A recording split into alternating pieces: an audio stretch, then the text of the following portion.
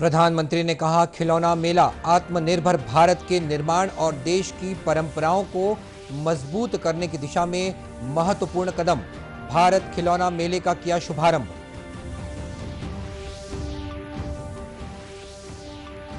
केंद्रीय खाद्य मंत्री ने छत्तीसगढ़ को खाद्य सब्सिडी की स्वीकार्य राशि 4,800 करोड़ रुपए शीघ्र जारी करने की दी सहमति।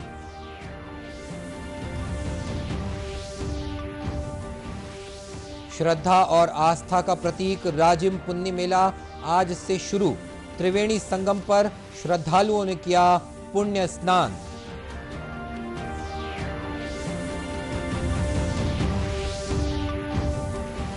और प्रदेश में चलाए जा रहे सुपोषण अभियान से गर्भवती माताएं और बच्चे हो रहे हैं कुपोषण मुक्त।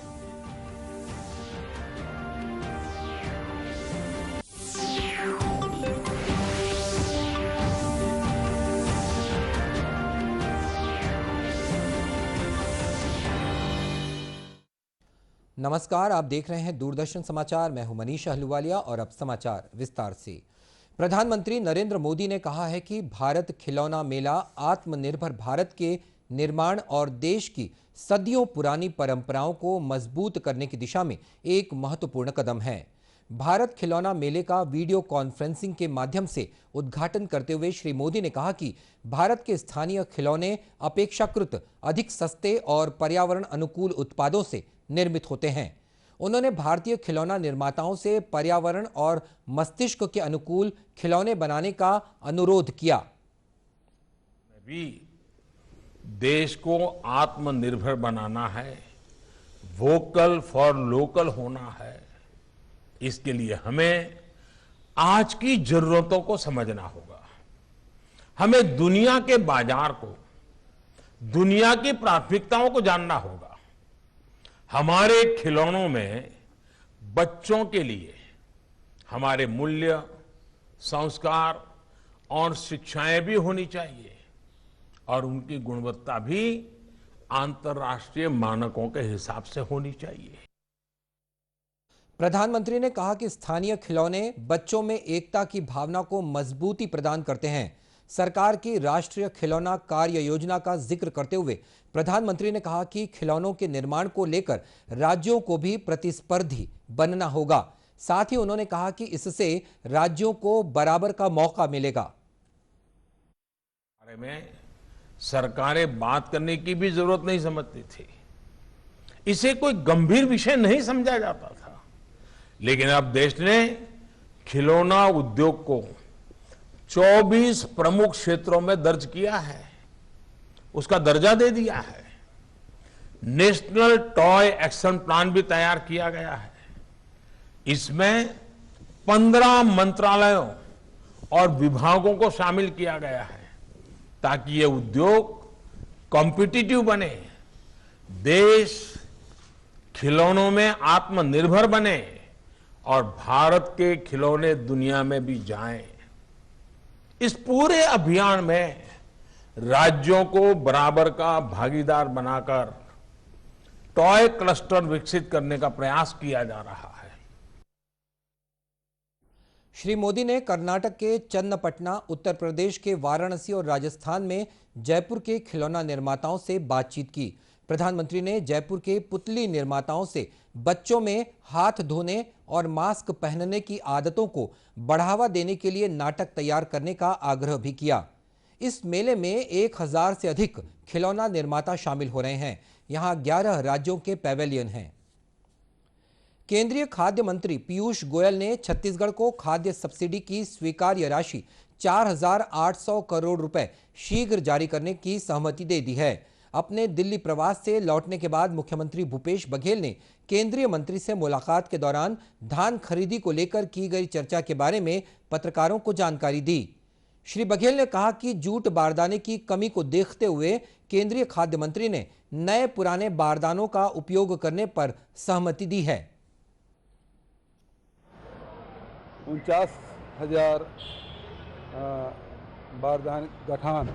बारदाने नए से जमा किया जाएगा और 47,000 पुराने जो गठान है उससे भी जमा किया जाएगा और हमको लगभग 5,000 करोड़ रुपया खाद्य विभाग से लेना था, वो भी देने की बात उन्होंने सहमति दी है।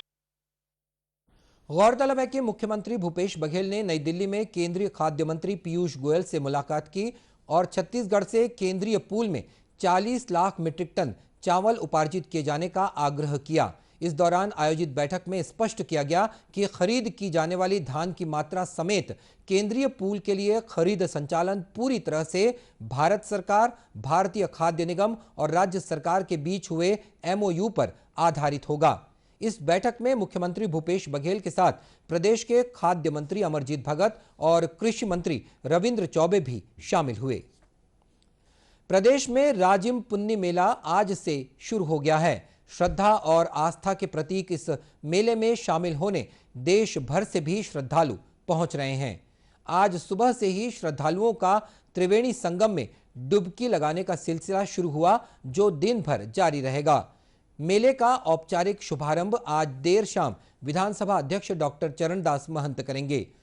पुरानी मान्यता के अनुसार हर वर्ष माघ पूर्णिमा से महाशिवरात्रि तक राजिम पुन्नी मेले का आयोजन होता है। श्रद्धालु यहां भगवान राजीव लोचन और कुलेश्वर महादेव के दर्शन करते हैं। पुन्नी मेला में आए श्रद्धालुओं ने बताया कि आज सुबह स्नान के बाद उन्होंने भगवान राजीव लोचन के दर्शन किए। राजिम पुन्नी मेला की देश में एक अलग पहचान है। पैरी, सोंढूर और महानदी के संगम स्थल पर होने वाले इस मेले में लोगों के पहुंचने का सिलसिला आज से शुरू हुआ, जो महाशिवरात्रि तक जारी रहेगा। राजिम में सप्त ऋषियों में से एक लोमश ऋषि का आश्रम भी है। वैसे तो यहां साल भर श्रद्धालु भगवान राजीव लोचन के दर्शन के लिए आते हैं, मगर पुन्नी मेला के दौरान श्रद्धालुओं की संख्या बढ़ जाती है। और खबरों का सिलसिला आगे भी जारी रहेगा। फिलहाल वक्त एक छोटे से ब्रेक का।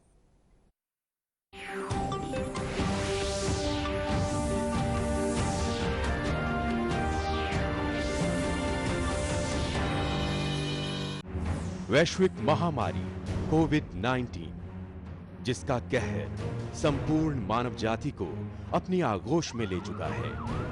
टीका या दवाई उपलब्ध होने तक महामारी के खिलाफ मानवता की जंग जारी है। अब जब अनलॉक 5 के तहत लगभग सारा देश खुल गया है, तब और भी आवश्यक है कि हम सतर्क रहें।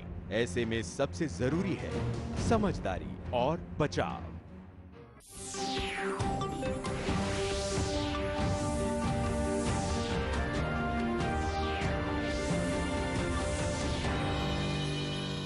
और ब्रेक के बाद एक बार फिर स्वागत है आपका दूरदर्शन समाचार में। केंद्रीय गृह सचिव अजय कुमार भल्ला ने राज्यों और केंद्र शासित प्रदेशों से कोविड महामारी पर पूरी तरह से नियंत्रण पाने के लिए उचित सावधानी और कड़ी निगरानी रखने को कहा है। कोविड के मौजूदा दिशा निर्देशों को 31 मार्च तक बढ़ाने के बारे में श्री भल्ला ने सभी राज्यों और केंद्र शासित प्रदेशों को पत्र लिखा है।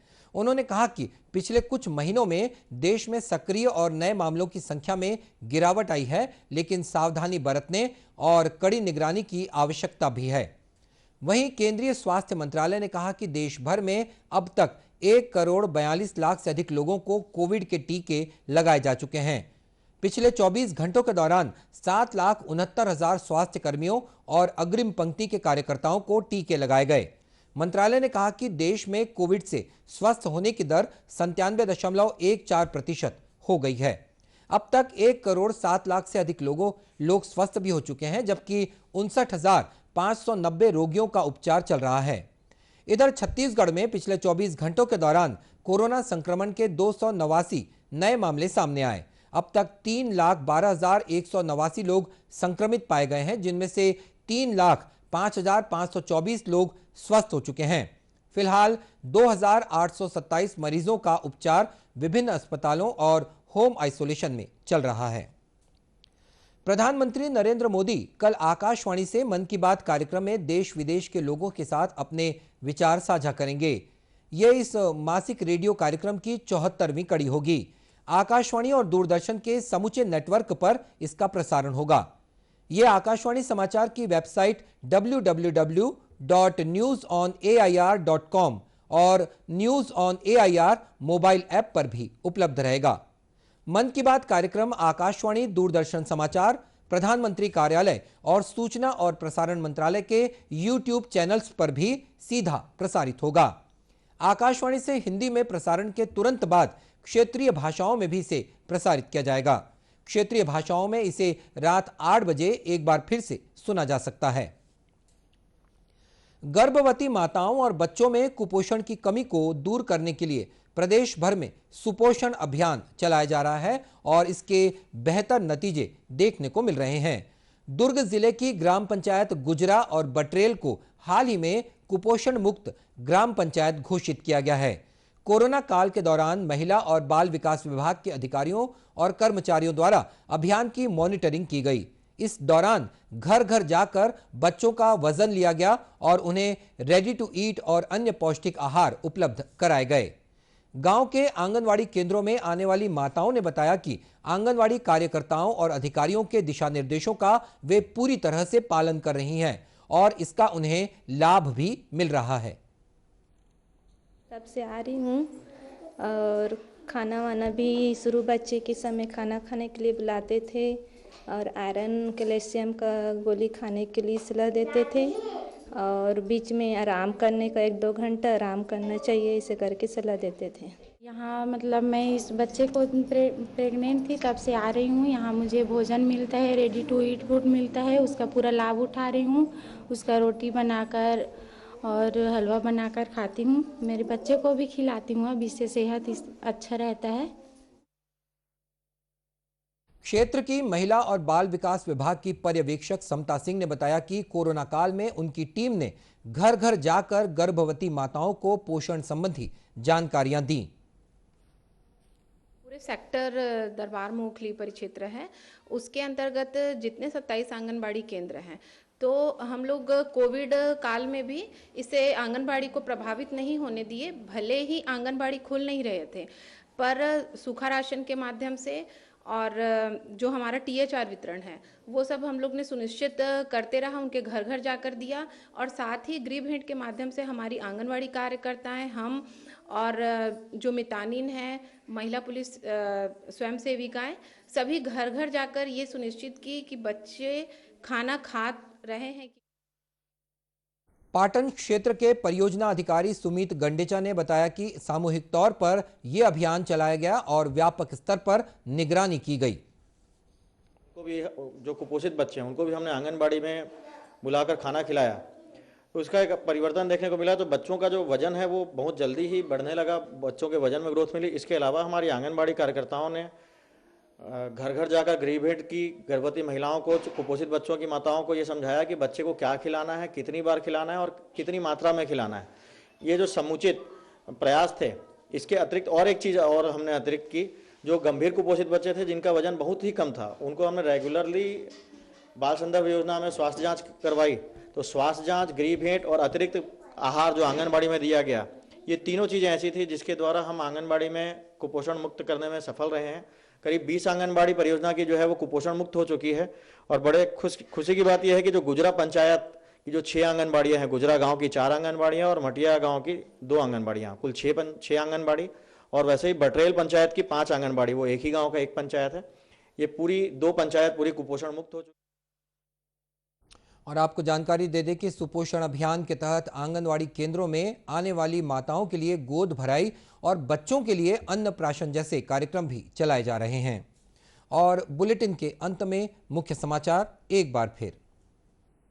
प्रधानमंत्री ने कहा, खिलौना मेला आत्मनिर्भर भारत के निर्माण और देश की परंपराओं को मजबूत करने की दिशा में महत्वपूर्ण कदम। भारत खिलौना मेले का किया शुभारंभ।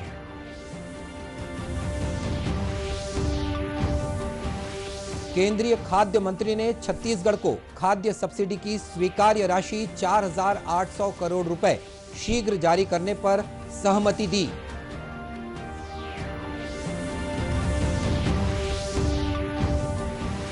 श्रद्धा और आस्था का प्रतीक राजिम पुन्नी मेला आज से शुरू।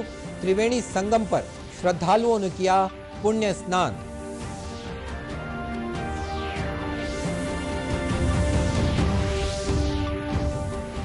और प्रदेश में चलाए जा रहे सुपोषण अभियान से गर्भवती माताएं और बच्चे हो रहे हैं कुपोषण से मुक्त।